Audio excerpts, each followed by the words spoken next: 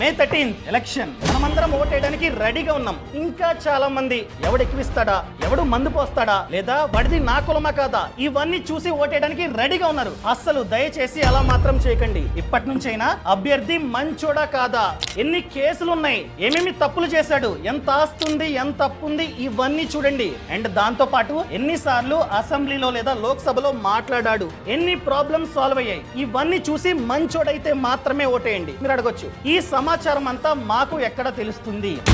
myNeta.info అనే website లో A to Z మనమైతే చూడవచ్చు అనమాట. ఎగ్జాంపుల్ గా వెబ్సైట్ ఓపెన్ చేయండి. లోక్సభ క్లిక్ చేసిన తర్వాత మీ నియోజకవర్గం చూస్ చేసుకోండి. అందరూ వస్తారు. ఎవరెవరైతే ఆ నియోజకవర్గంలో పోటీ చేస్తున్నారో ప్రతి ఒక్కరూ కనిపిస్తారు. వాళ్ళ పేరు మీద క్లిక్ చేయండి. అంతే, A to Z సమాచారం అక్కడే ఉంటుంది. అంతా చెక్ చేసి ఎవడు మంచోడైతే వాడికి మాత్రమే ఓటేయండి. ఎలక్షన్కి వెళ్తున్నారా, వెళ్ళట్లేదా, ఇప్పుడే బుక్ చేసుకోండి. దయచేసి వెళ్ళి ఓటేయండి.